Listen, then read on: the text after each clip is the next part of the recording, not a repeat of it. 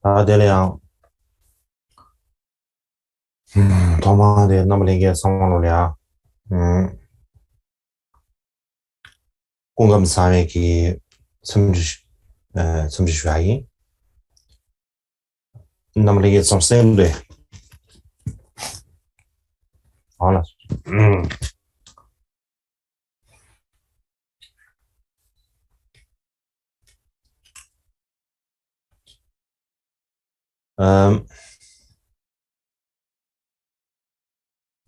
다들인데 파마데지메 지제 Итак, я хочу вас всех поприветствовать и надеюсь, что у вас все в порядке.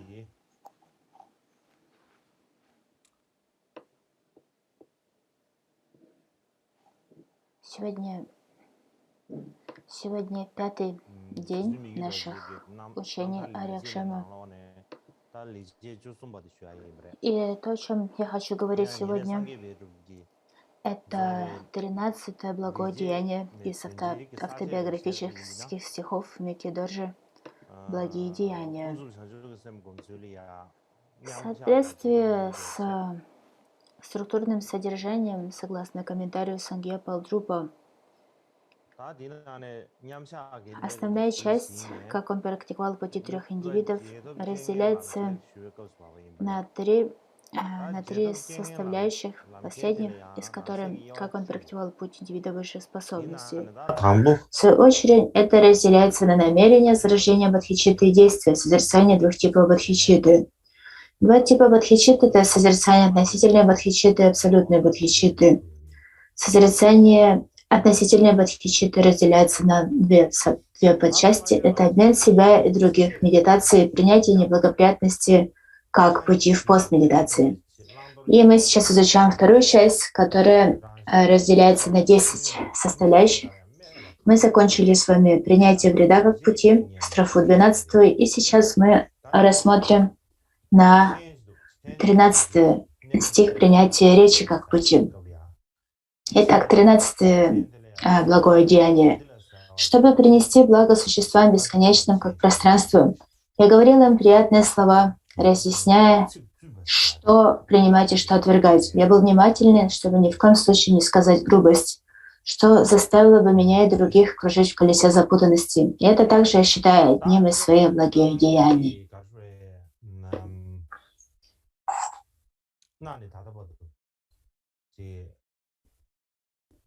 И это то, что называется благая речь, либо высшая речь.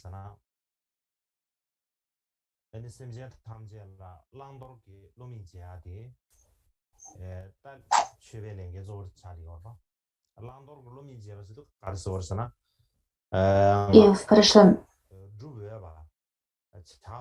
и сегодняшний день, сегодня много людей называют себя практиками дармы, также называют себя ламами, учителями дармы. В чем же заключается главная суть активности лам? Это открытие глаз существ касательно того, что следует принимать и что следует отвергать. В чем заключается поведение с помощью тела, речи и ума. То есть в чем заключается добродетель, в чем заключается недобродетель. Именно это следует разъяснять существам, что им следует принимать, а что следует отвергать. И именно те, кто способен разъяснять это, именно таких существ называют ламами, либо учителями.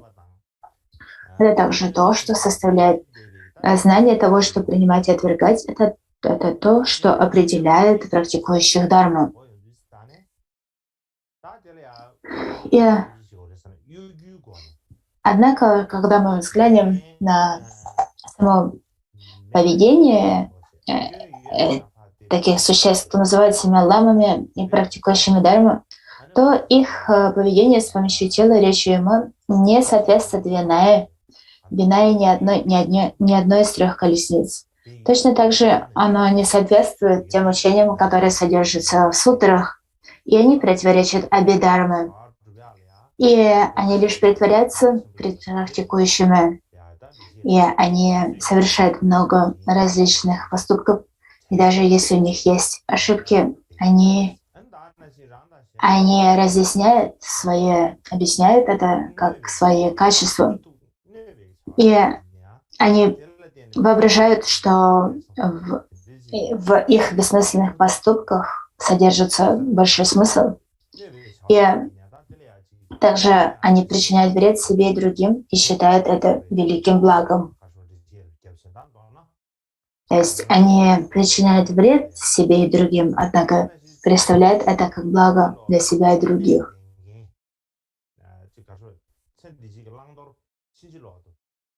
И они объясняют эти вредоносные поступки как благие. Вкратце они погрязли, застряли в темноте неведения. И они не знают, что принимать и что отвергать в этой жизни и во всех будущих жизнях. И они наделяются различными именами, таким как Лама, Ринпоче, практик Дharмы. Все это очень высокие, почетные имена. И они притворяются быть ими. И когда они встречаются с теми, кто похожи на них, например, с другими ламами или учениками, то им нравится это.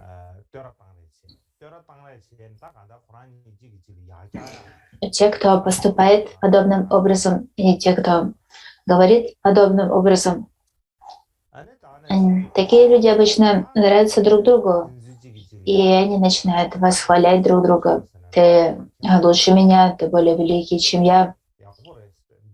И они пытаются возвысить друг друга, чтобы еще больше прославиться. И что же они говорят друг другу? Твое поведение, тело, речи и ума, то есть твое поведение очень хорошо. Это то, что соответствует Винае. Ты овладел бодхичиттой, ты достиг великих аспектов освобождения, тайной мантры, твое зрение глубоко и широко, а твое медитативное переживание стабильно. То есть все эти комплименты — это на самом деле ложь, они просто обманывают друг друга.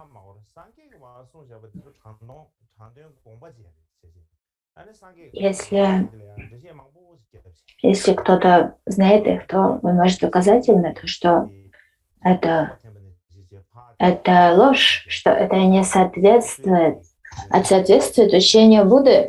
Однако на это что они отвечают?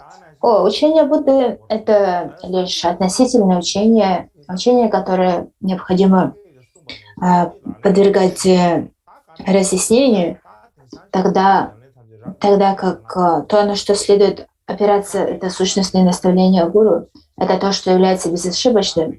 То есть таким образом они крутят учение в разные стороны, пытаясь сделать его соответствующим своим воззрением, своему поведению. Если они говорят, учение Будды является относительным, тогда как самым сущностным и абсолютным является сущностное наставление, полученное от своего гуру.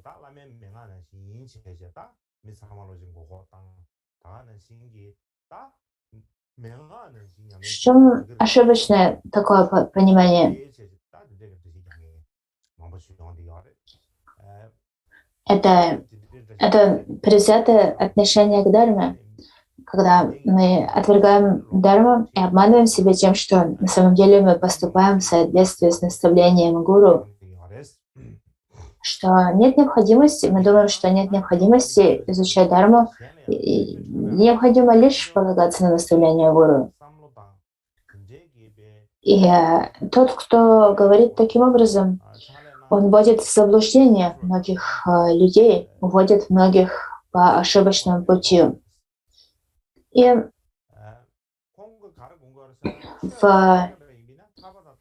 В то же время, когда мы смотрим на такие примеры великих практикующих, как Микки Доржи, то такие существа, у них никогда нет намерения вводить других в неведение, уводить других с истинного пути.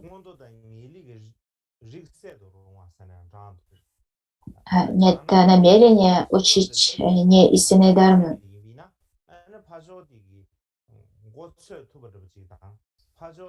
И то, как Микки Доржи учил дарме,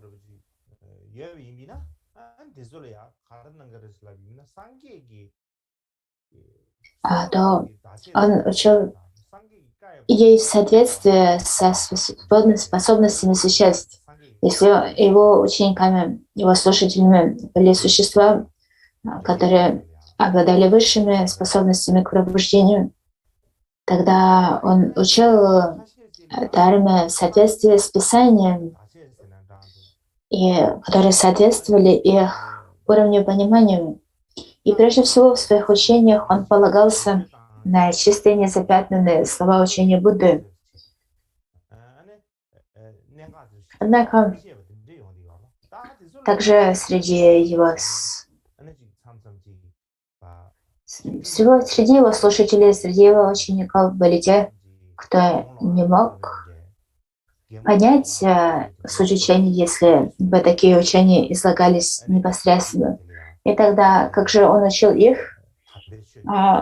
Согласно воспоминаниям, Микки Доржи учил их с помощью различных историй, например, смешных учений, для того, чтобы рассмешить их, чтобы они смогли понять, правильно понять, о чем идет речь в истинной дарме. И это то, что он иногда делал. Кроме того, если он встречал тех, чье понимание было ошибочно, либо поведение ошибочное, то он непосредственно указывал им на этот недостаток, на эту ошибку, для того, чтобы они смогли исправить ее.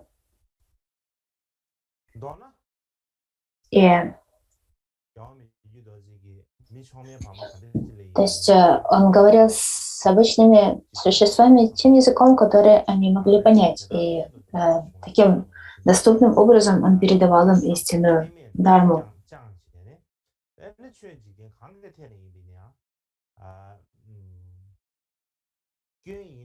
Вкратце, поведение Микки Доржи соответствовало его намерению, как я могу помочь существам, как я могу принести им благо. То есть его поведение основывалось на чистом воззрении дхармы. И если он видел, и поэтому любой недостаток, который он видел, он назвал недостатком, а любое качество он называл качеством. И это касалось не только объяснения дхармы, но и также обычных мирских дел. Он всегда очень прямо говорил с людьми и обращался к сложившейся ситуации также непосредственно. Он всегда очень прямо излагал свое отношение и указывал на ошибки и качества других.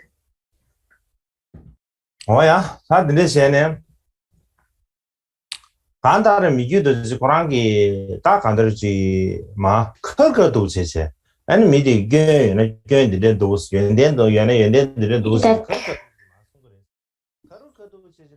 у Кармабы Микки Доржи всегда очень прямо обращался к другим. Он всегда называл ошибки ошибками. И поскольку он был настолько непосредственный и прямой в своем отношении, не только в том, что касалось дхармы, но также и касательно мирских дел, то это бы можно назвать тем, что Будда находится прямо перед вашим носом, поскольку он так непосредственно указывал на все недостатки, которые видел. И в результате такого отношения многие люди были способны распознать свои ошибки как ошибки и перестать вовлекаться в них, вместо этого совершать благие поступки, свободные от ошибок.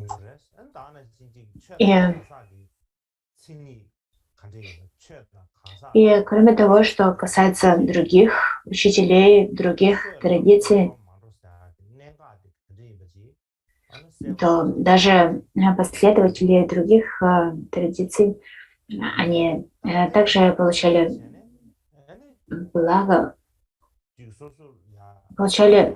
благо, поскольку они могли с ясностью понять, в чем истинная дharma, в чем истинный смысл дharma, в чем заключается продвижение по пути, а что уводит от продвижения по пути.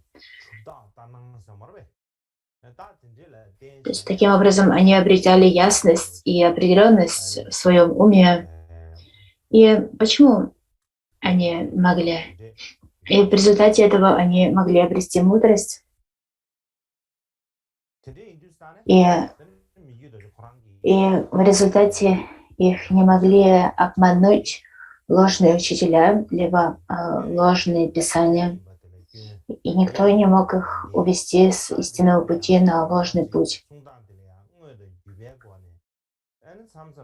И по этой причине сам Микьё Доржи, то, как он учил очень прямо. Он никогда не называл качество ошибкой, либо ошибку качеством, недостаток качеством. То есть он всегда говорил о недостатках как недостатках. И различными способами он пытался указать другим на то, что истины и что следует делать, каким образом можно различить недостатки от качеств. И он ничего не скрывал от других, то есть он учил всегда во всей полноте, прямо. И поскольку он поступал таким образом, многие смогли зародить веру в него, обрести веру в Микьё Доржи. И это то, что называется открытием глаз мудрости, поскольку такие существа, благодаря учениям, наставлениям Микьё Доржи, они понимали, обретали понимание того, что следует принимать, а что отвергать. И Микьё Доржи, все, что он делал, он делал это из сострадания, то есть его намерение говорить прямо, открыто, все это основывалось на сострадании, намерении помочь. Именно из сострадания он учил другим, что следует принимать и что отвергать. И с состраданием он говорил очень прямо, и он мог со всей ясностью объяснить, что является дharмой, что не является дharмой. И поэтому многие считали его совершенно удивительным. Говорили, что, например, были такие упоминания о нем, что это великое существо, такое же великое существо, как Сакья Пандита. Однако не все относились так, поскольку было много существ, которые находились под властью 8 мирских забот, 8 мирских дарм, различные политики, правители, а также даже принадлежащие к монашеству, которые выглядели как монахи, но на самом деле их ум не соответствовал монашескому правилам поведения. И это те, кто притворялся быть хорошими монахами, либо хорошими хорошими учеными, хорошими практикующими. Это те, кто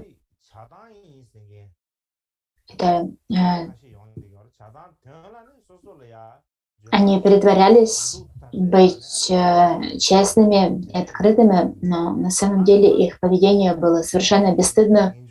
Они были исполнены негативных склонностей. И, и также были те, кто притворялся быть обычными йогинами, обычными практикующими, но на самом деле все они не стремились к освобождению от сансары. И это те, кто говорил, он считается воплощением кармапы, но на самом деле он презирает всех, он лишь пытается всех унизить. И он все время критикует других, в особенности тех, кто обладает верой в Дharmu. Он пытается уничтожить их веру.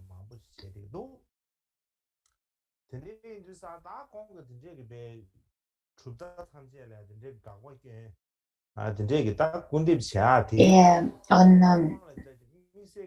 он слишком преувеличивает негативные аспекты учения учителей Дакпакагью, Шангпакагью, Саки, Гилук, Нигма, Линича и других. И если бы... И поэтому они говорили, что он, карма памяти, даже накапливает карму отречения дармы, оставления дармы. Это то, что говорили многие люди, которые жили в то же время, что и он. Какова же была причина для таких высказываний, такой критики? Как раз эта критика и вызывалась тем, как Микки Доржу учил, что он всегда говорил очень открыто, что он никогда не думал о том, как сказать это мягким, либо вежливым образом. Он прежде всего думал о том, чтобы его совет соответствовал Дharме. Именно за это его критиковали другие и говорили о том, что он отвергает истинную Дharmu, накапливает карму, отречение истинной Дharмы, поскольку его обвинения не истинны. И что же это за каково влияние этого обвинения с кого-то в том, что он накапливает карму опровержения Дharмы? Когда такая критика касается великих бодхисаттв, то, к примеру, в Прагнапарамите сутре в 100 тысячах строфах говорится, что независимо от того, как много глупцы критикуют бодхисаттв, учителей Дharмы, которые являются бодхисаттвами, то в результате практика таких бодхисаттв лишь возрастает, лишь улучшается.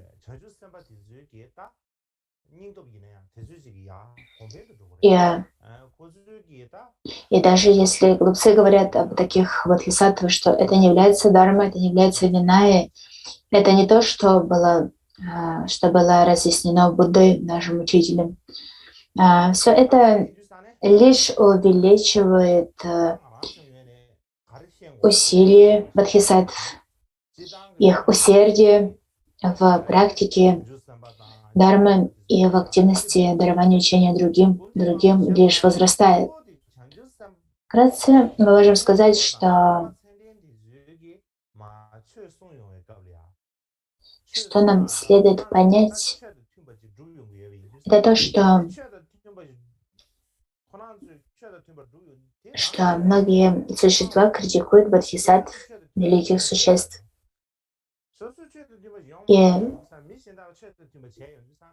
И причина, по которой их критикуют, заключается в том, что когда они учат в соответствии с Дharмой, и когда учение даруется в соответствии с Дharмой, они указывают на скрытые недостатки. И когда И когда кому-то, чье поведение не соответствует дарме, чьи и недостатки, когда недостатки таких существ обнажаются, то им это не нравится. Они начинают считать тех, кто обнажает их недостатки, врагами. И, и они могут говорить разные негативные вещи относительно таких бодхисаттв. И в чем же заключаются недостатки таких людей? На самом деле это то, что в Великих Сутрах говорится: Мары Божественного Дитя — это тот, кто обладает гордыней и не видит свои недостатки. И именно поэтому нам следует остерегаться таких людей. Я уже объяснял, чем является Мара. Мара — это не тот, у кого устрашающий взгляд и рога на голове. Это совсем не об этом. Это о препятствиях на нашем пути Дharмы. Если мы будем относиться к Маре как к какому-то демону, то это очень ограниченное понимание. Мара — это все, что препятствует нашему освобождению и всеведению. И поэтому часто Марой являются самые ближайшие нам люди, например, родители, родственники. Все те, кто создает препятствия для освобождения всеведения. И это следует понимать. Это те, кто вам нравится, это те, кого вы считаете хорошими людьми. Даже среди таких людей могут быть то, что мы называем Марой. И когда я говорю, что они Мары, я не говорю, что они плохие люди. Но проблема в том, что они находятся под контролем своих омрачений. Их самих контролирует омрачение. И именно поэтому они делают то, что внушает им их омрачение. То есть мы можем сказать, что они находятся под контролем Мары и делают то, что Мара говорит им делать. Это похоже на то, что у Мары в руках есть пульт управления, и Мара указывает им на то, что им следует делать. И именно такого типа проявления Мары нам следует остерегаться. Поэтому Мара не является чем-то внешним, какой-то внешней силой. Если мы относимся к Маре как к некому внешнему существу демонического вида, то это свидетельствует о непонимании того, чем является Мара. Итак, следующее, о чем я хочу говорить дальше, это, как вы все знаете, среди всех кармов второй тот кармапа, у кого больше всего сочинений, своего собрания сочинений, это можете ли вы сразу дать ответ на этот вопрос? У кого больше всего сочинений, собрания работ? Ответ на этот вопрос — это второй кармапа, карма-пакши. У второго карма-пакши, если мы захотим оценить объем его трудов, сочинения, то говорится, что их столько же, сколько томов в Кангюре. Обычно говорится, что в Кангюре 103 либо 104 тома, и у карма-пакши также примерно 100, либо больше 100 сочинений. Именно поэтому в истории говорится о том, что сочинение второго карма-пакши также объемное, как Кангюр, каноническое собрание.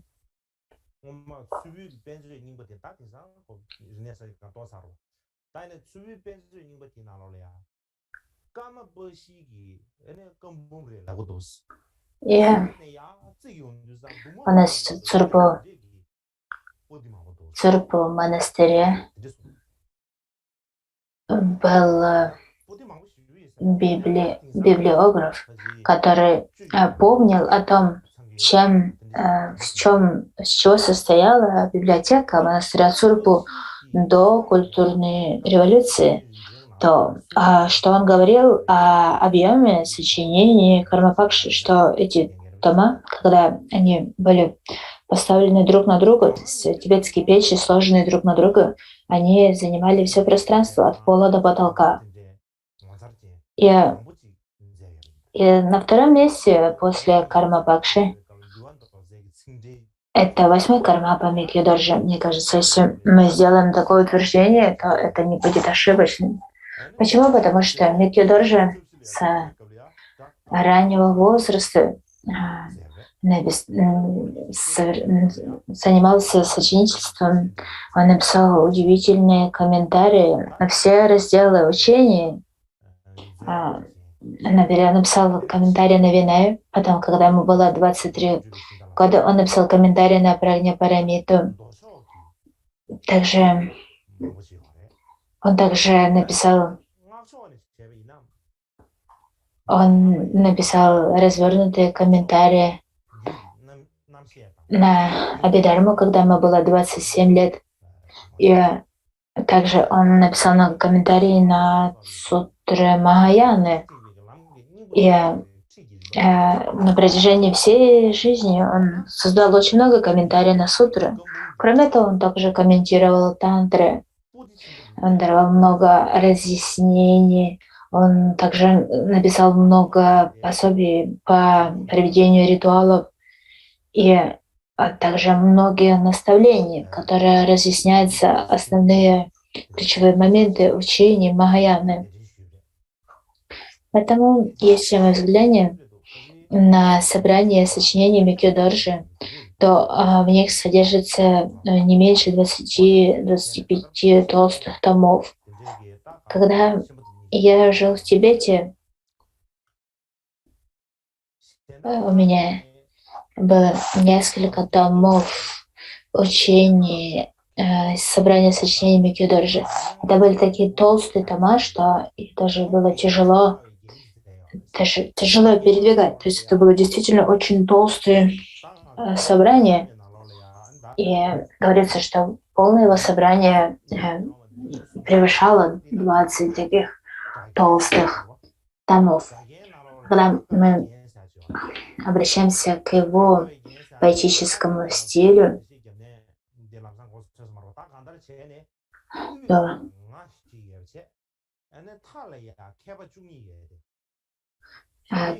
он написал также много трактатов по поэзии, и это сложно объяснить, но в поэзии, традиционной поэзии, есть несколько методов красноречия. Например, строфа может быть разной. Например, строфа, которую можно читать от начала к концу, от конца к началу. То есть в обе стороны можно читать строфу. И есть много других подобных удивительных поэтических сочинений. На самом деле это очень сложно создавать такие сочинения. Подумайте о строфе, которую можно читать в обе стороны. Это что-то действительно удивительное. И Микьёдоржи был очень умелым в использовании таких различных поэтических форм. И в его собрании сочинений также много поэтических сочинений. И в том, что касается содержания того, о чем он писал, то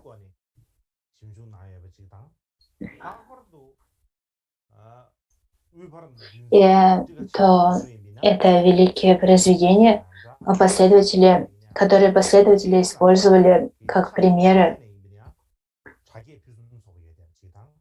И для каждого из своих трактатов Микьёдоржи совершал глубокие исследования, в особенности в том, что касается его комментариев по Срединному пути, Мадхьямаке, Прагня-парамите, Виная, Абидарма, то Это действительно совершенно глубокие философские трактаты, в которых разъясняются важные и трудные аспекты философии, и они важны не только для школы Карма Кагью, но также и для всех Кагью школ, для всех школ. И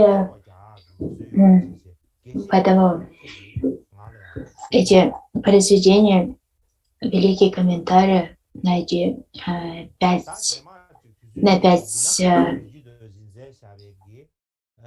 4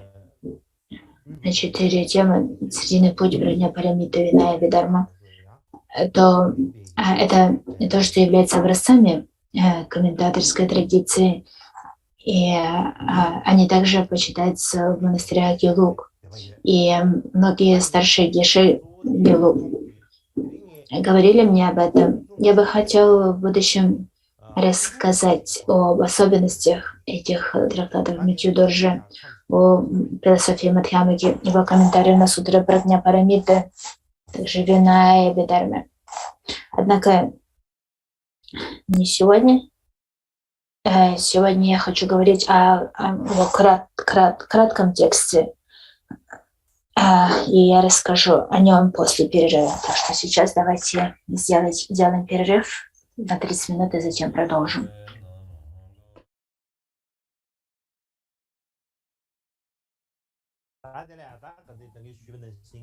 И как я уже говорил сегодня прежде, Гелва Микедорджи написал много различных сочинений.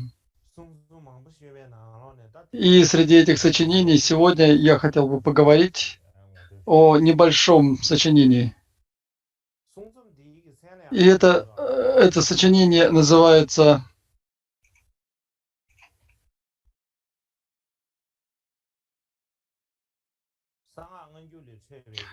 «Представление бесспорного происхождения учителя и ученика. Ответы на некоторые возражения относительно старого перевода тайной мантры». И о чем же говорится в этом сочинении? В нем говорится о том, что учение традиции Нигма не являются истинными. И здесь он опровергает эти утверждения, и он говорит там, что традиция Нигма является традицией учения Будды. И таким образом это сочинение представляет собой опровержение ложных идей. И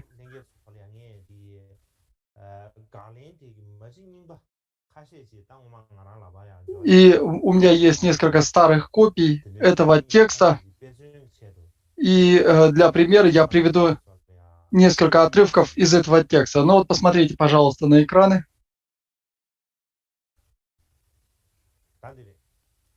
И вот это тот самый текст, о котором мы говорим. У меня есть две старые рукописи. И верхняя, если вы посмотрите на верхнюю рукопись, оно было опубликовано в монастыре Дрипунг. О чем это говорится? Здесь написано «Чи». Если вы посмотрите, здесь написано в середине небольшая буква «Чи». «Чи Тагдин» — это значит все тексты с этим знаком, большинство из них во время 5-го Далай-ламы, когда монгольские войска снесли Компот Цуглакан, и в этом храме находились многие кагюпинские тексты, и они были отнесены в монастырь Дрипунг. И затем они были описаны, была составлена опись этих текстов, и в это время там был поставлен этот знак. И все эти тексты со знаком «Ча» обозначают, что это очень старые тексты. Это значит, что они были переписаны около 360 лет назад. То есть, таким образом, это очень старые старинные тексты. И поэтому первая копия, скорее всего, происходит из Дрипунга. Я не могу сказать точно о второй копии, но первая, я думаю, что совершенно довольно ясно, что она происходит из монастыря Дрипунг. И как я уже говорил, что во многих сочинениях Микедорджи Причина, по которой мы говорим сегодня об этом тексте, здесь две причины. Первая причина заключается, что этот текст напрямую связан с сегодняшней темой повествования. И этот текст называется «Семя прямого опровержения».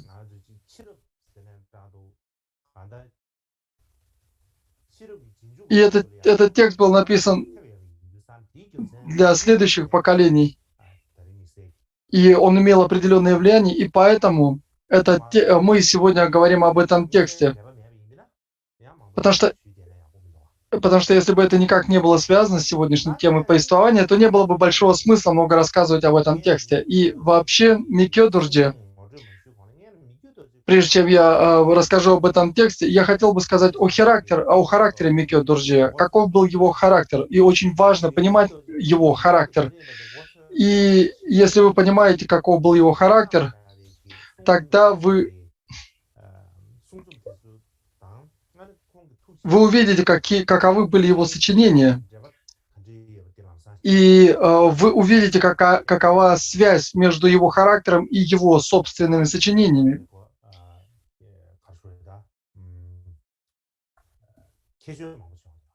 И поэтому его характер обладал множествами разных качеств. Вообще, говоря о характере Микё Дорже, он был очень прямым человеком. То, что он думал, он совершенно не скрывая, напрямую говорил людям. То есть он был совершенно не сдержан в выражении своих мыслей. И независимо от того, он не заботился о том, будет ли рад человек тому, что он скажет или нет, он говорил все напрямую. И это же отразилось на его работах. Если он с чем-то был не согласен, независимо от того, какие ранние или поздние были это ученые, он всегда напрямую опровергал эти ложные идеи у этих авторов. И человек, который не знает Микё Дорже, он может подумать, что он был очень предвзятым. Микё Дорже был очень предвзятым человеком, потому что он опровергал многих учителей разных школ. Но на самом деле, тот, кто думает таким образом, он совершенно не знает, каким был Микё Дорже, каков был его характер. И как же мы можем это узнать? Например, когда он писал свои сочинения,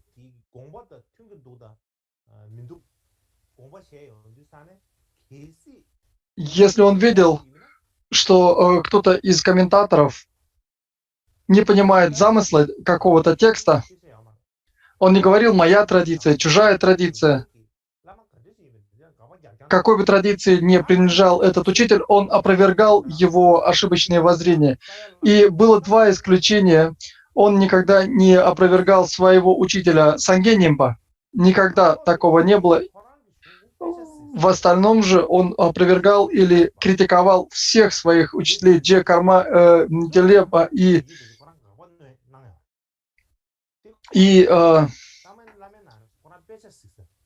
это те учителя, с кем он изучал тексты, у кого он учился. Тем не менее, он критиковал и опровергал даже их слова. И когда мы сравниваем его комментарии с их текстами, мы понимаем, что он занимался критикой и опровержением и этих учителей. И, например, был очень известный кагипинский мадрес Шамар Чогитопа, а также его наставник Голо Шунупен. И даже их он опровергал в своих сочинениях.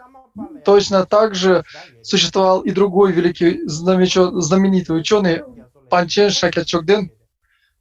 Особенно этот учитель очень благоволил, очень хорошо относился к седьмому кармапе. Тем не менее, Микё Дорже написал в своих сочинениях много опровержений идей Шакячокдена. Если бы он был сильно привязан к своей собственной стороне, к тем, кто его поддерживает, к своим учителям, а также к ученым своей традиции.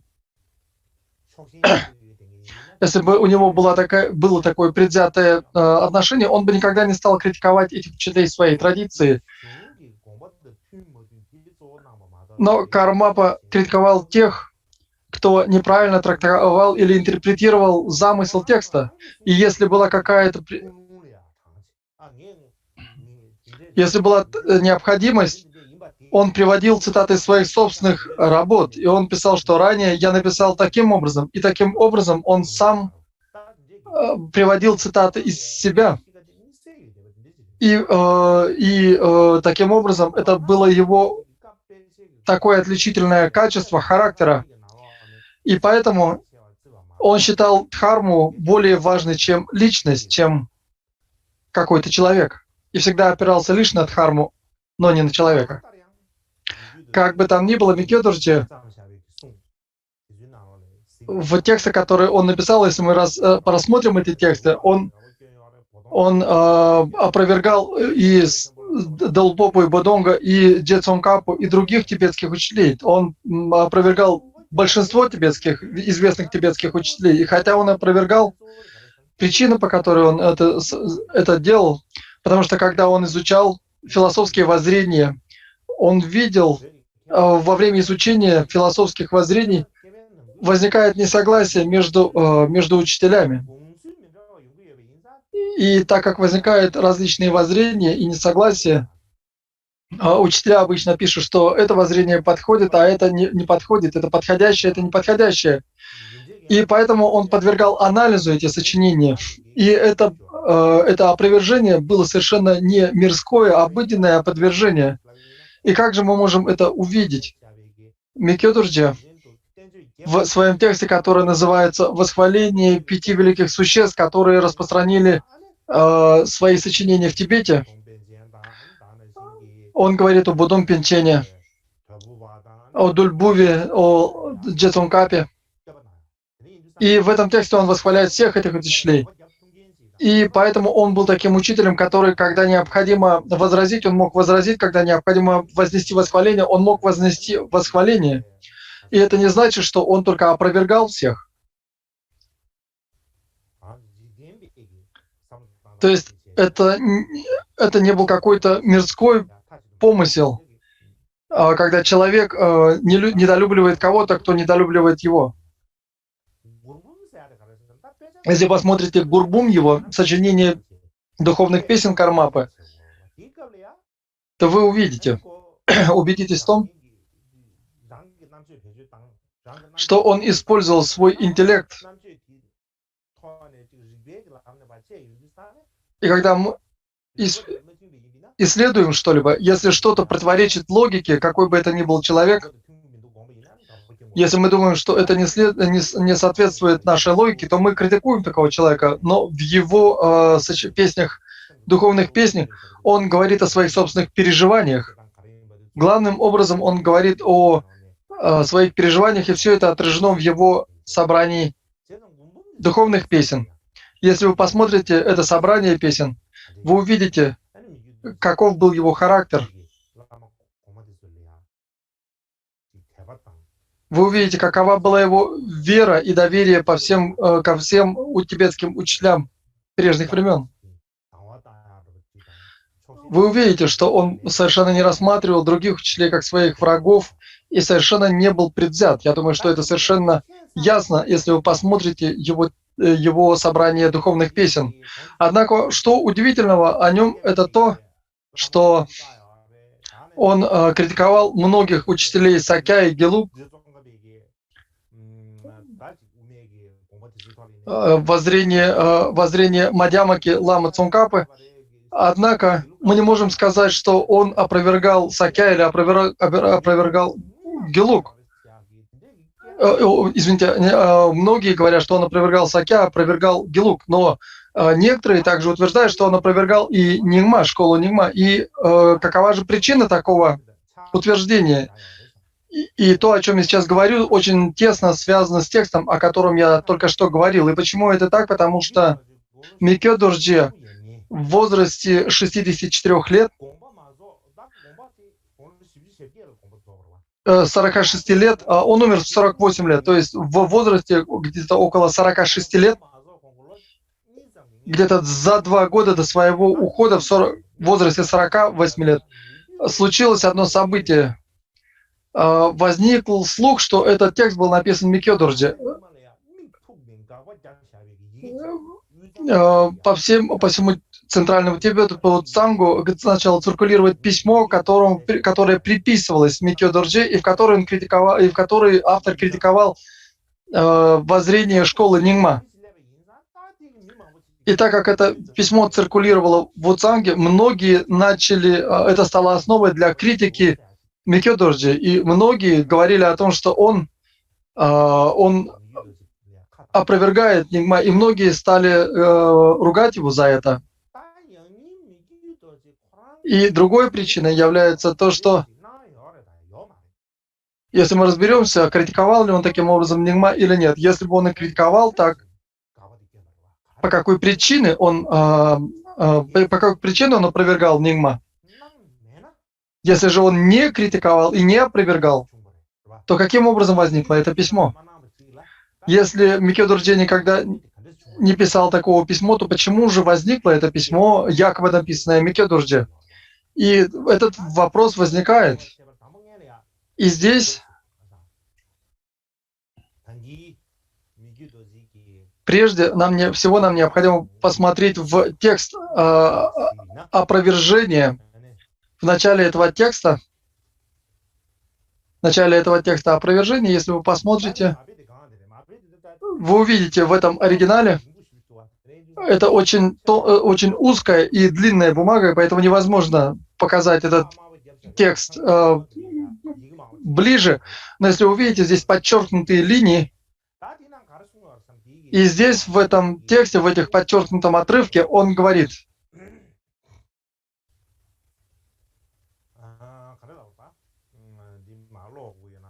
я не знаю, нужно ли читать этот тибетский текст, или, наверное, я прочту его. И здесь говорится: из-за моего имени Кармапа кто-то написал фальшивое опровержение ложной мантры, как будто оно было написано тибетцем Микёдорджи. Я не понимаю ни имени, ни цели того, кто это сделал, но это заставило многих людей в Уцанге воспринимать нас с ненавистью, как людей, которые болтают из неправильных взглядов и говорят много оскорбительных слов. Чтобы предотвратить рост подобных проступков, я расскажу об этом. И здесь мы совершенно ясно видим, что кто-то использовал имя Кармапа Микёдорджи для того, чтобы написать этот текст. Он, так сказать, своровал имя Кармапы, воспользовался им и написал текст, будто бы написанный Кармапа Микёдорджи. Если вы посмотрите на этот отрывок, в этом пассаже совершенно ясно об этом говорится. Но однако Кармапа говорит о том, что я не искал, кто является этим человеком. Я не стал разбираться, кто был автором этого письма. И Кармапа здесь пишет, что кто-то украл это имя Кармапа и использовал его для этого сочинения. И давайте продолжим. Если мы посмотрим дальше, он также пишет в этом письме: в последнем случае все слова от написанного Кармапой в нему из бесед с Теджо Ламой Дзогченпой, начиная от этого отрывка, и в течение тибетского месяца года крысы, да будет он добродетельным, представляется совершенно ложным. И если вы посмотрите, то все, что здесь написано, это все неправда, потому что в год крысы Кармапа Микёдорджи пребывался в Нимо, в этом местечке в Тибете, и хотя он был в Нимо, он не встречался ни с каким ламой Теджобом из Нимо. И поэтому это совершенная ложь. Потому что в Теджо он не встречался с ламой Дзогченпа, не было такого ламы Дзогченпа в Теджо, и поэтому здесь написана совершенная ложь. Поэтому писать о беседах с ним кажется клеветнической ложью.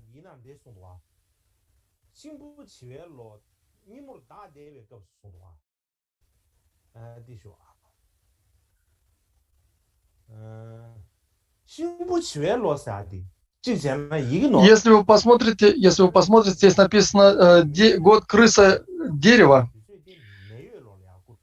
потому что Кармапа родился в год огня кролика и умер в год дерева коня. И поэтому между этими годами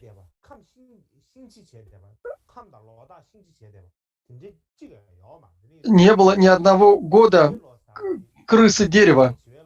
То есть, начиная от его рождения и до его ухода, не было ни одного, в тибетском календаре не было ни одного года дерева крысы. И в 9-м Равджуме, когда ему было 46 лет, это должен быть, то есть период описанный здесь, должен быть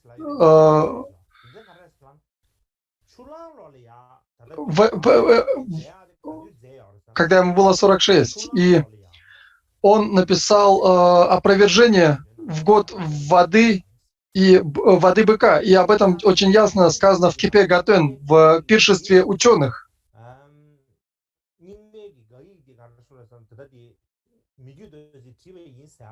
Письмо же, которое ему приписывается, было написано незадолго до того, как он написал свое опровержение этого письма. Таким образом,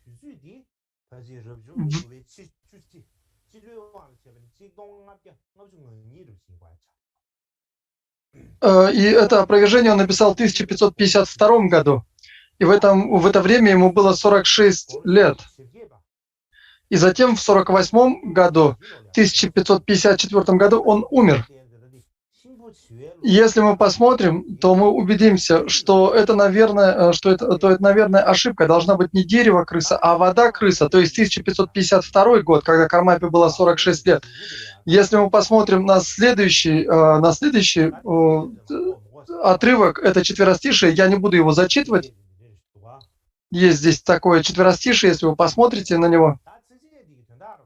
И смысл этого четверостишия следующий. Если пересказать его кратко, то здесь сказано: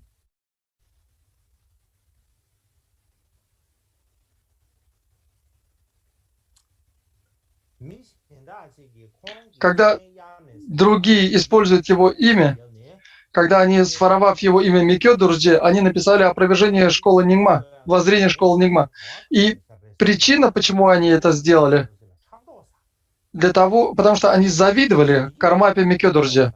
Из-за этой зависти, видя его обширные деяния, и они не смогли этого перенести и не хотели этого видеть, и для того, чтобы повредить его славе, они написали это клеветническое письмо. И Кармапа пишет об этом, а также пишет место, в котором он написал это, а также имя писаря, который записал. То есть, таким образом, Кармапа произносил этот текст, когда сочинял его, и писарь записывал вслед за ним это сочинение. Таким образом, здесь упоминаются все эти моменты. И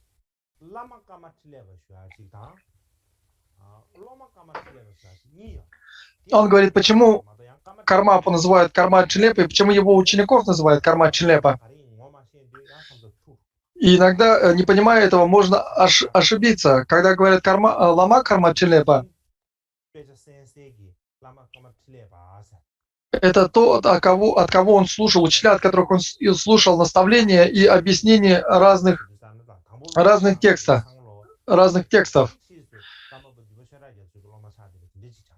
И был Карма Чилепа, который первоначально обучался в школе Сакя, а затем стал учеником 7-го Кармапы.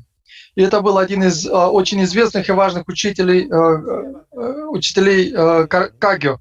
И есть два учителя, которые звали ученики Карма Чилепа. И эти два ученика, которые имели то же самое имя, Карма Чилепа, они были учениками Кармапы.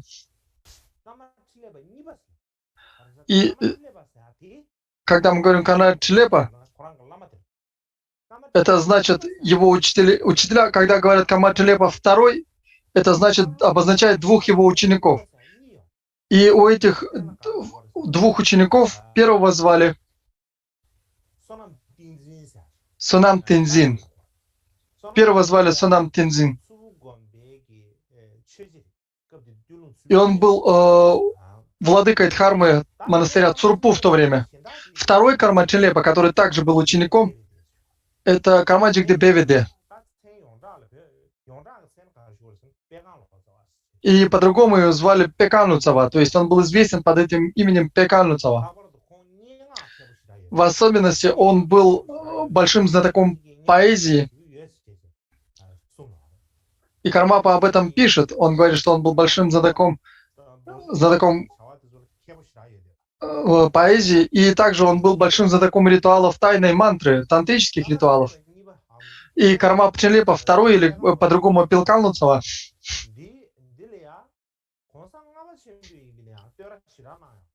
и даже пятый Далай-лама восхвалял этого учителя, восхвалял этого второго Карма Чинлепу за его поэзию.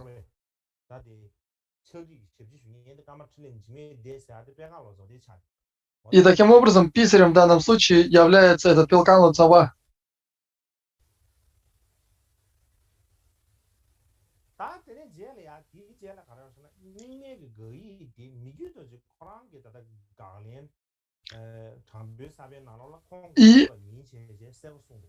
И Кармапа очень ясно пишет о том, что он написал это опровержение этого письма. И также его ученики также внесли очень много прояснений. Например, Павод Цуглакшинва в своем тексте, который называется «Пиршество ученых», он пишет, что во время приглашения в Джампалин был такой лама Яргяпа, и говорится, что в это время кто-то воспользовался именем Кармапы и написал опровержение или оскорбление текстов школы Нингма. И он написал свой текст «Семя прямого опровержения». И здесь совершенно четко говорится о том, что вот это опровержение было написано самим Кармапой. И вследствие того, что появилось это письмо, опровергающее Нингма, все нингмапинцы стали недолюбливать Кармапу. И по этой причине Микё Дорджи написал опровержение этого письма, которое называется «Семя прямого» или «Честного опровержения».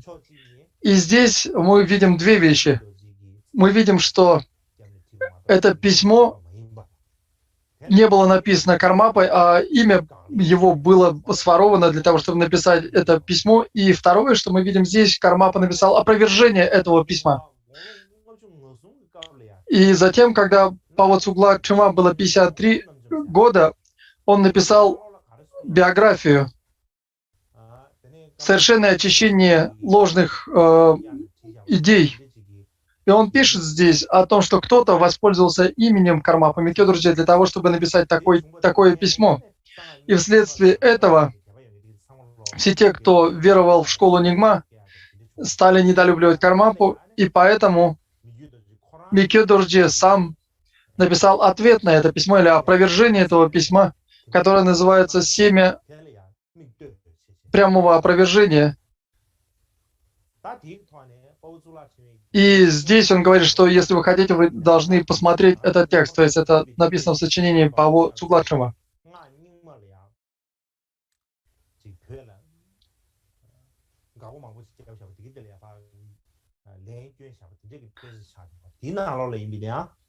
И в этом тексте, таким образом, в этом тексте он опровергает это письмо и говорит о том, что это было ложное письмо, оно не было написано Кармапой. И Кармапа написал опровержение письма. И другим главным учеником Кармапы был пятый Шамарпа Кончогьянлак. И он написал каталог полного собрания сочинений Кармапы Микё Дорджи.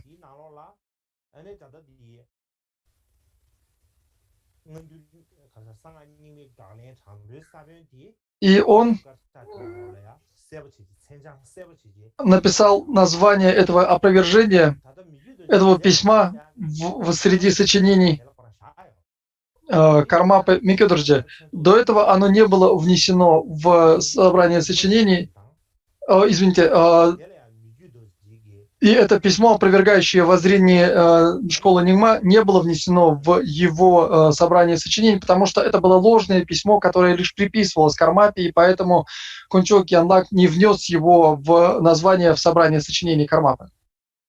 И это однозначно указывает на его ложную, на его фальшивую природу.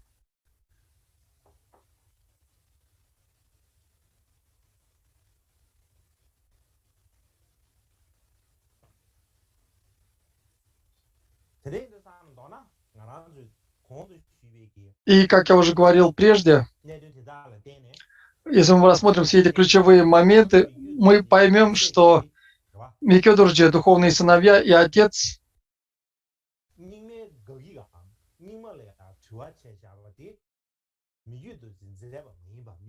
никогда не писали этого письма о опровержении школы Нингма. И это снова и снова повторяется об этом. И об этом говорится в пиршестве ученых. Об этом совершенно ясно написано в этом сочинении. Однако,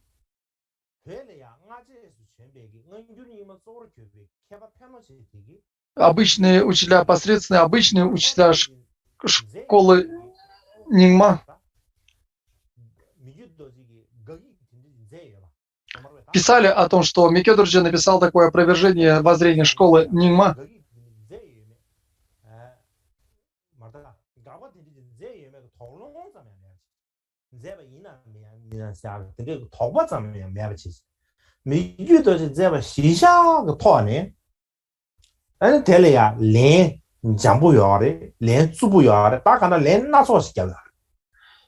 И многие из нингмапинцев приняли это ложное письмо как истину, и говорится, что они написали множество различных опровержений этого письма. Некоторые написали веря совершенно искренне, что это письмо было написано Кармапой Микёдорджи, и некоторые написали более вежливые, а некоторые написали менее вежливые ответы на это письмо.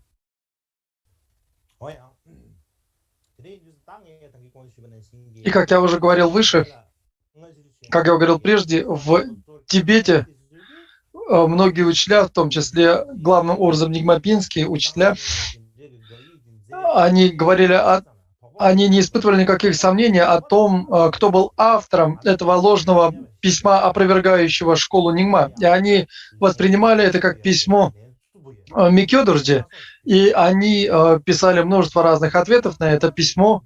Главным образом, те ученые, которые появились после Кармапы Микёдорджи, и некоторые из этих ответов были более вежливые, некоторые менее вежливые, но все они верили, что это было написано Микёдорджи. И почему же это произошло таким образом? Я думаю, что здесь есть несколько причин к тому. Одна из причин заключается в том, что эти учителя, эти ученые,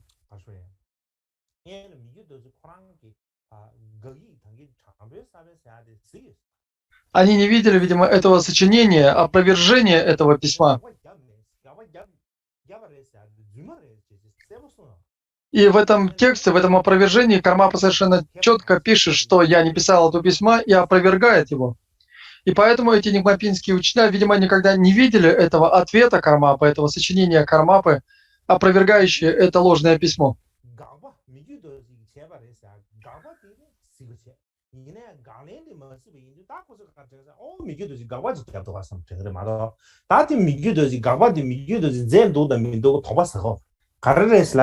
И почему они не испытывали таких сомнений относительно авторства этого ложного письма? Потому что они не видели ответа Кармапы на это письмо, в котором он совершенно четко пишет о том, что я не писал этого письма. И я думаю, что, скорее всего, это указывает на то, что они никогда не видели опровержения Кармапы, опровержение этого ложного письма Кармапой. Или другой причины, почему многие верили в то, что это письмо было написано Кармапой, потому что этот слух циркулировал в обществе. И, может быть, некоторые из них подумали, что я могу использовать свой интеллект или для того, чтобы очистить учение Нигма, и, думая таким образом, они написали ответы Кармапе на это ложное письмо Кармапа, независимо от того, в самом ли деле оно было написано Микёдорджи или нет.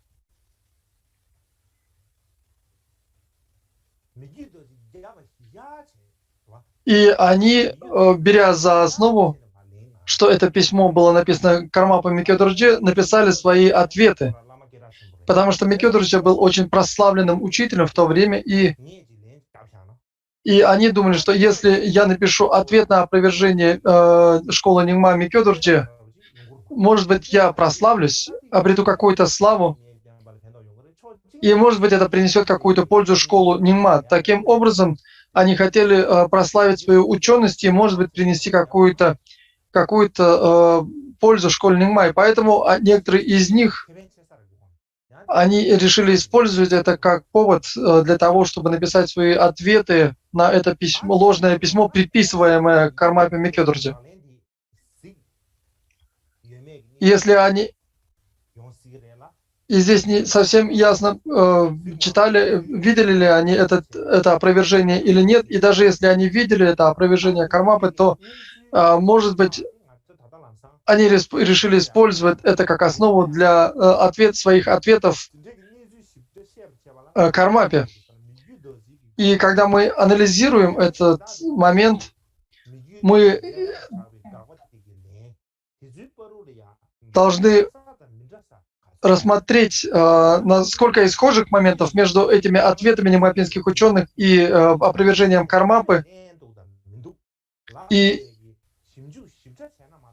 использовали ли они как пример этот текст Кармапа Микёдорджи или нет. И мы сейчас не можем быстро ответить на этот вопрос. Это необходимо исследовать эти ответы.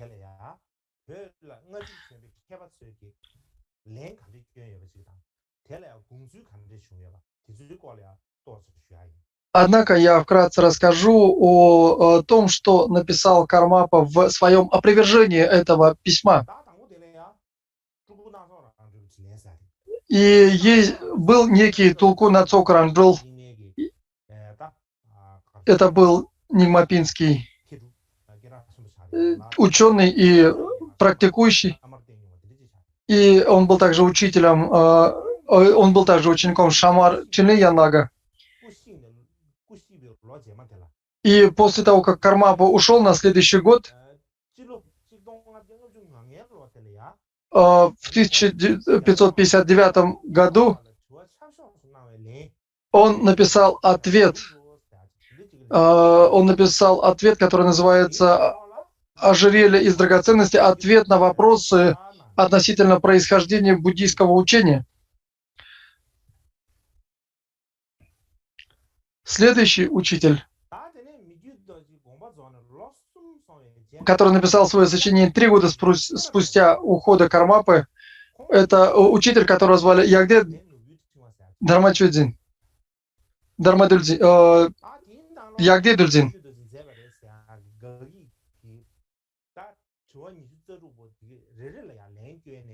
И здесь он отвечает на каждый из 26, очень подробно отвечает на каждый из 26 вопросов, написанных в ложном письме. И это своего рода история дхармы, традиции Нингма. И поэтому Доджо Ринпоче, когда писал свою историю Тибета, он использовал этот текст как источник. И есть также другой текст, который написал Кепа Гурутраши.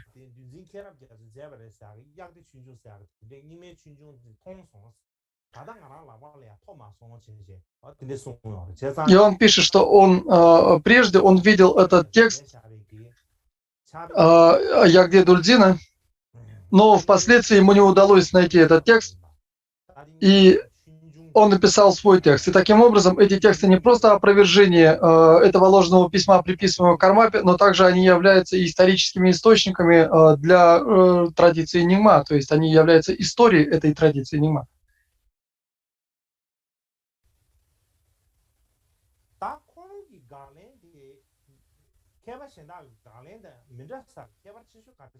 И какая же наибольшее отличие этого сочинения Ягде Дульдина? И здесь он утверждает, что ложное письмо было написано Кармапа Микедурджи. И в своем сочинении он говорит, я не буду читать все,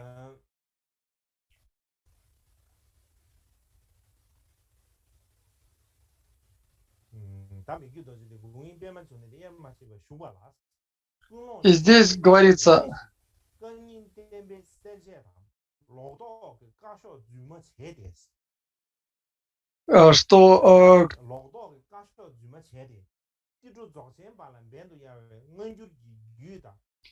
что кто-то с сектантской мотивацией написал ложное письмо с ложными представлениями о традициях Хагью и Нингма, и Теджо Дзогчемпа был использован как мишень в этом тексте, которому опровергается тантры, практика самай, субстанции самай и так далее, школы древних переводов. И я написал этот текст, который называется «Ожерелье из драгоценностей». И также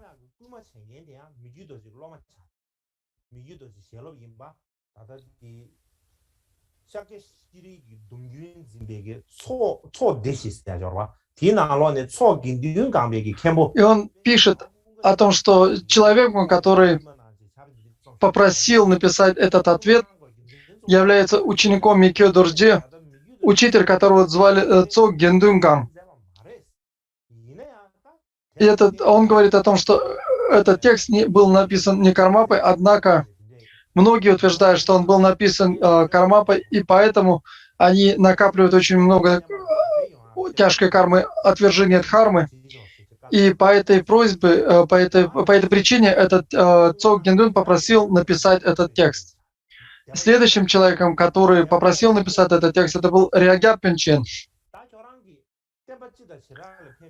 И он написал, что напишите, пожалуйста, историю учения, которая принесет пользу для всех, и то, что порадовало бы ум Микё Дорджи. И Ягде Дульдзин Керамгядзу написал свою историю Нингма. И откуда это мы знаем? Потому что Микё Дорджи это были люди, которые знали Кармапу Микё Дорджи. Они понимали, они знали, что не он написал этот текст. Это ложное письмо. И после того, как Кармапа ушел, 22 года спустя Сокдопа Гялцен, Лоджо Гялцен, он написал ответ, гром текстов и логики, ответ на письмо Кармапы Микё Дорджи.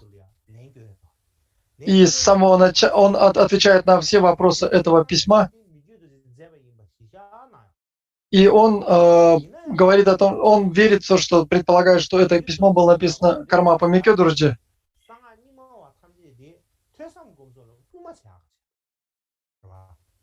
И он пишет о том, что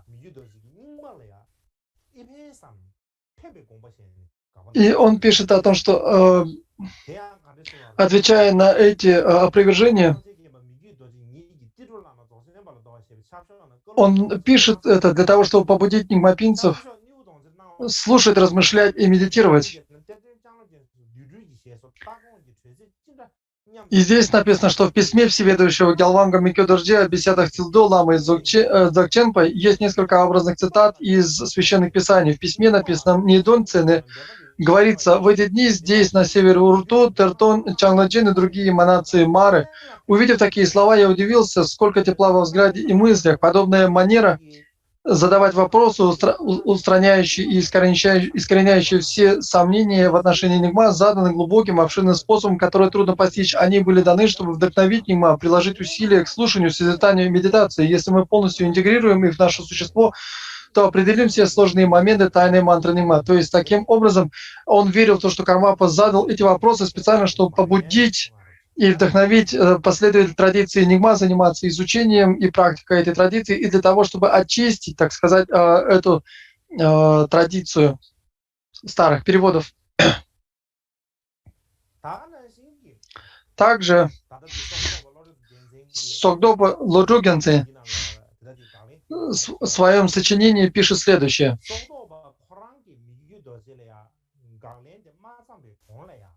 До того, как он написал этот ответ на это ложное письмо Кармапы, он видел 3 ответа на это письмо. Однако в этих письмах, в этих ответах он не видел, чтобы авторы этих писем поняли замысел Кармапы. И они просто оскорбляли Кармапу, не понимая его замысла. Поэтому он говорит о том, что эти ответы совершенно не попадают в цель.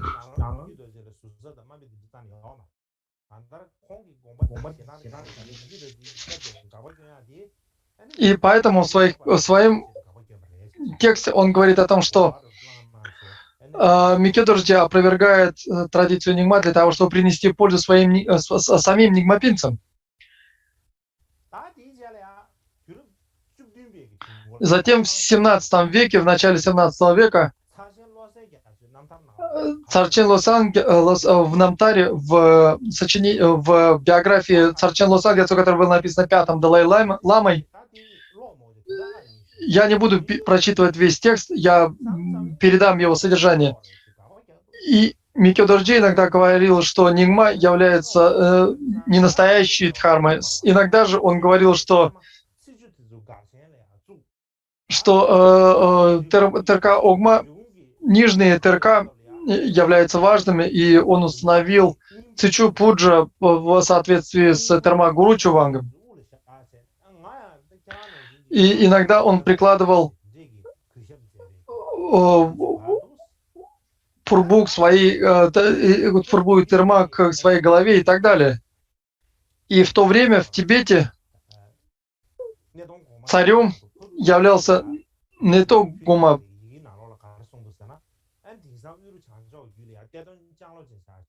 и он поднес письмо Кармапе, которое говорится: в наши дни на север Уру находится Тертон Чагдонджи и другие проявления Мары.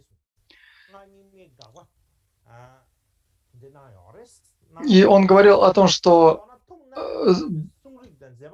кто-то опровергал традиции Нигма. И здесь говорится, что во время разговора с Лама Терджова был поднят этот вопрос, и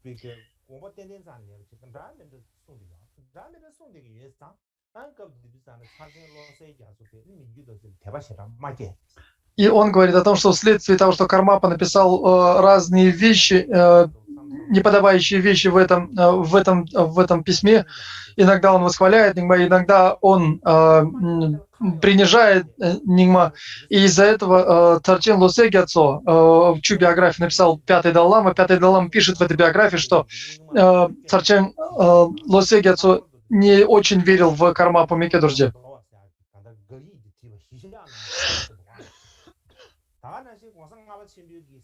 И 5-й Далай-лама в своем собрании, в своей биографии, которая называется Сэньик,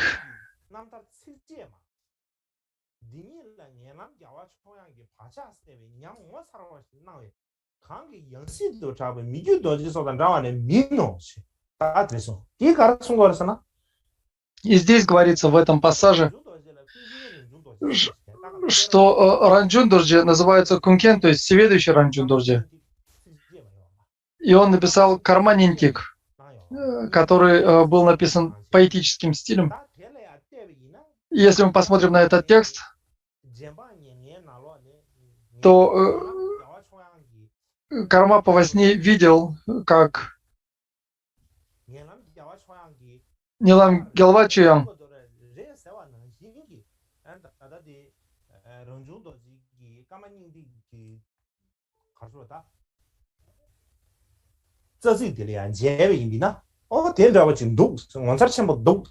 И он говорит о том, что это очень удивительное сочинение. Если мы посмотрим на этот текст, и Микёдурджи, который обычно называют перерождением или воплощением Ранчундурджи, он совершенно никак не связан с Ранчундурджи, потому что если мы посмотрим на Ранчундурджи Нилам Гялватчину, он совершенно очевидно был проявлением этого великого нимапинского ламы. И если мы посмотрим на Микёдурджи, то он опровергал воззрение традиции Нимма, и поэтому он недолюбливал, пятый Далай-лама недолюбливал восьмого Кармапу за его критику и опровержение традиции Нимма. А также в XVIII веке, мы говорили о XVII веке, теперь в XVIII веке был Тукен Чоги Нимма. Он написал текст, который называется «Кристальное зерцало философских школ», и он писал о том, что в особенности Кукпа, Леци и Джугум Палдин показали много доказательств того, что Нимма является чистой дхармой, и Шачокден и Кармапа Микёдурджи следовали их стопам.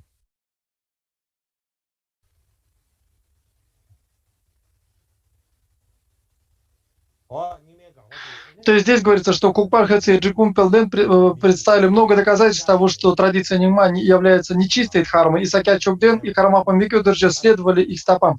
И здесь говорится, что как будто бы автор Тукен Чоги Нимма верил в то, что автором этого ложного письма был Микёдурджи. Теперь, если мы посмотрим на сочинение XIX века, Гуру Чаши, его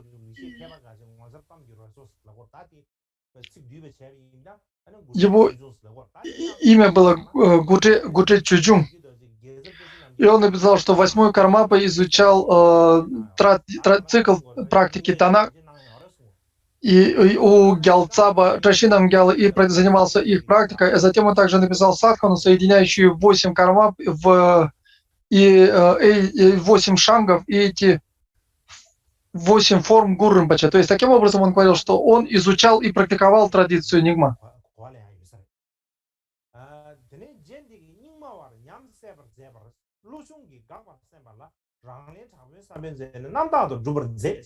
И в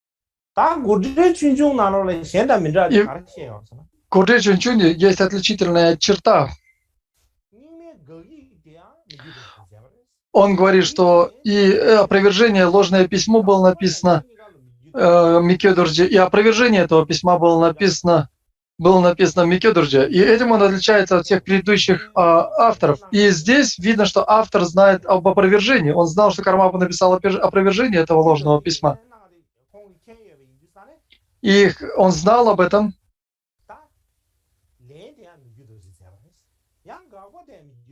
И получается, что и фальшивое письмо написано Кармапой, и ответ на это письмо также было написано Кармапой. И если мы считаем, что этот ответ Кармапы был настоящим, написан самим Кармапой, то тогда письмо должно быть ложным. И я не очень понимаю, почему он написал таким образом, хотя он знал, что восьмой Кармапа написал ответ на это ложное письмо.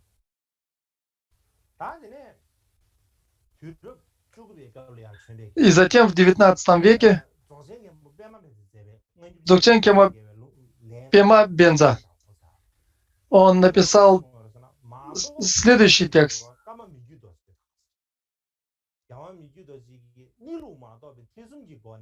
И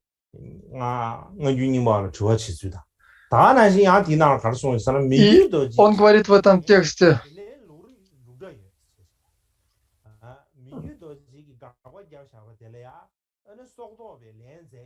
что Сокдопа написал ответ на это письмо, это ложное письмо Кармапы, которое приписывается Кармапе.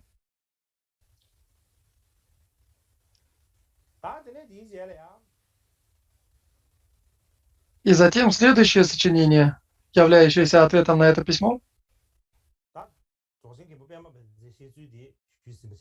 Я рассказал уже о этом тексте, который был написан Dzogchen Khenpo Pema Benza.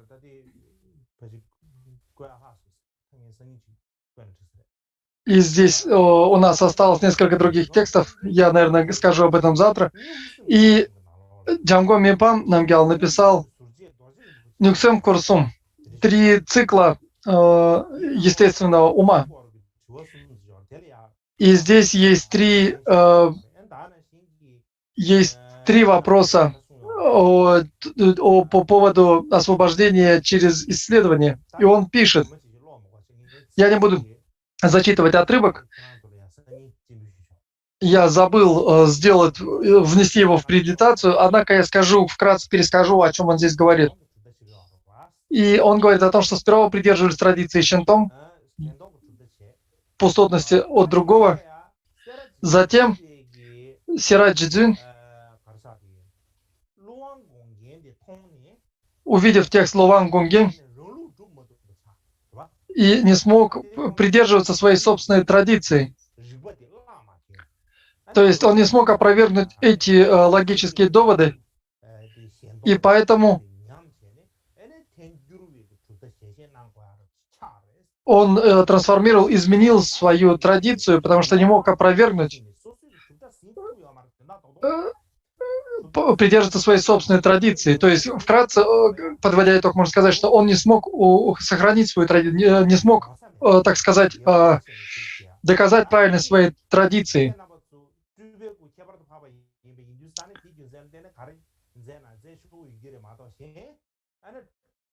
И вы, перерожденцы или воплощение, то есть Мипам Ринпоче говорит о том, что бы вы ни делали, как превосходные тулку, которые радуются тому, рассматривая какую-то школу,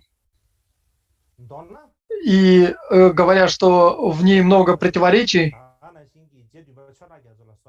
рассматривают прасангику, школу прасангику как истинную школу. И Кармапа Микёдорджи рассматривал эту школу прасангику как главную.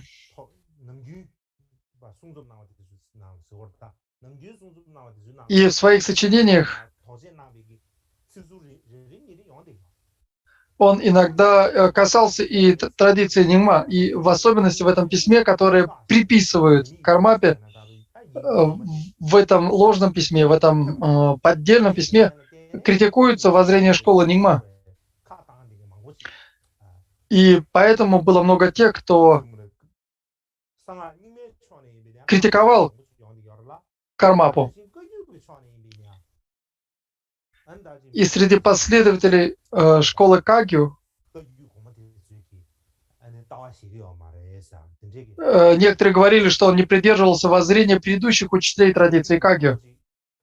И, по всей видимости, было много таких, кто утверждал это. И в собрании сочинений Микёдорджи есть ответ Гятон Чалеве, или диалог с Гятон Чаджельвой. И Гятон Чаджельва задал следующий вопрос. В Компо находилась статуя Гуру Чакпо в местечке Компо в Тибете, и говорят, что его разрушили. И тот, кто говорил, что ее надо различить, говорят, что вы сказали, то есть 8-й Кармапа, вы сказали, что эту статую Гуру Чакпо, которая была открыта Сангye Линпо, необходимо снести. И Кармапа на это ответил, что эта статуя Гуру Чакпо, которая была найдена Сангye Линпо, на ней было очень много трещин. И затем управляющий этого местечка восстановил эту статую. И, по всей видимости, во время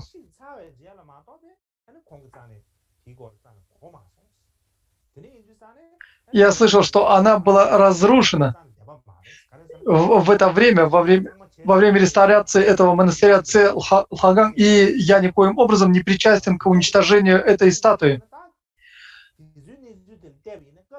Если мы посмотрим на эту ситуацию, то мы увидим,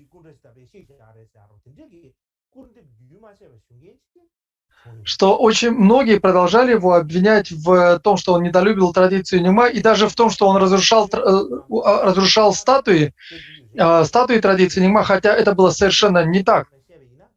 И также, если мы возьмем традицию Карма Камцан рассмотрим с точки зрения защитников этой традиции, мы увидим, что Дамджен и Щинкён, а также Берначен, Палдымхамо, все они происходят из традиции Нигма. И впоследствии в традиции Камцан, если мы скажем, что впоследствии Кармапа критиковал традицию Нигма, то это стало известным даже и в самой традиции Камцан Кагью. И многие из тех, кто не образован или обладает малым знанием, кто не понимает многих вещей, они сами начали говорить, что многие наши практики являются практикой Нигма и рассматривать их как грязь. Я думаю, что это совершенно неправильно и неверно. И это то, о чем говорил Пилкануцева, который и во времена 9 и 10 Кармапы многие в самой традиции Камцан говорили о том, что Кармапа опровергал традицию Нигма.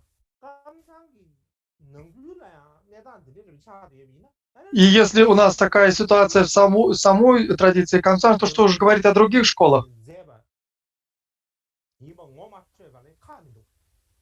Что же мы можем сказать о других, если в самой традиции Камцан есть люди, которые говорят так? И что уж тут говорить о том, что эти представители других школ не знают об опровержении этого ложного письма, написанного самим Кармапой. И поэтому вследствие этого появилось очень много различных проблем.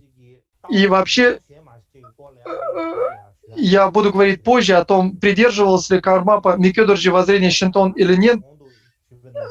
И отличное опровержение традиции Нигма. Я хочу повторить снова, что это письмо не было написано Кармапой. И я привел логические доводы, почему это не так, почему это ложное письмо, фальшивое письмо. И подводя итог, я хотел бы сказать сейчас несколько своих идей, так как у нас немного времени. Я завтра скажу о своих идеях, я завтра подведу итог сегодняшней лекции. А сейчас я остановлюсь и давайте совершим посвящение заслуг.